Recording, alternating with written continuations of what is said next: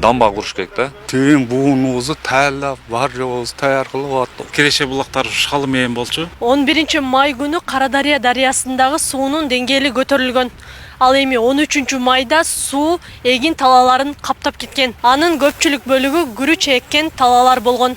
Дарыядан 300 кубтан ашык суу агып, Карадария айыл аймагындагы 500 гектардан ашык аянтты каптаган. Натыйжада 200гө жакын турак жайга коркунуч жаралып, өзгөчө абал киргизилген. Кырсык катталгандан кийин жашоочуларга эскертүүлөр берилип, эвакуацияланууга даярдыктар көрүлгөн. Берден суу көбөйдү дегенден кийин качышка арга жок, каяка качышыңды билбейсиң.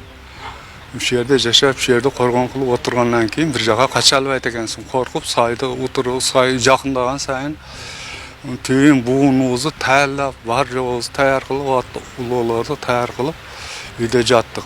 Сал дагы коркунуч болсо, качабыз бир жака карап, адырга карап качышка туура келет. Башка иланжыбыз жок бизде. Суу жууп кеткен аянттын 300 гектардан ашыгы Айыл Чарба багытында болсо, 100 гектар аянтта күрүч эгилген болчу. Дыйкандардын айтымында күрүч өстүрүү каражаттын негизги булагы. Эгинден кол жууган тургундар кырсыктын кесепеттерин жоюуга өкмөттөн да жардам болсо деп турушат. Азыр бул жерде биздин үлүштүк жерибиз бар. Көп жылдан бери эгеттик. Үлүштүк жерлерди даярдап азыр. Шу күндөрү. Сотегенин айдын 70 сомдон, маласын да 70-тен айдайбыз да. Гектарга мындай эсептесек, 36 миң, 30 миң чыгаша кетет бизден. Белдин жакында эп койдук бул жерде. Суу алып кетти. Биздин мен өзү 1 гектар үлүш жерим бар эле сайда. Ошол дайранын нугу көтөрүлгөнүнөн байланыштуу ошол 1 гектар жерде суу алып кетти. Эми основной ушу биздин айылдын тургундарынын негизги ушул киреше булактар шалы менен болчу негизде.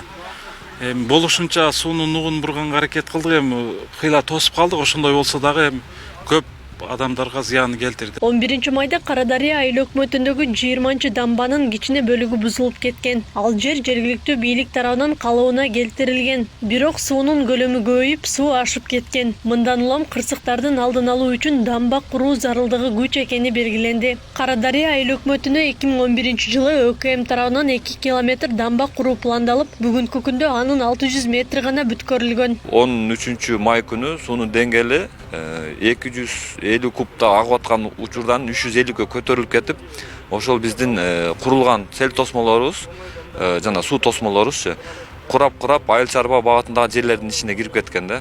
Бул себеби дамба жок.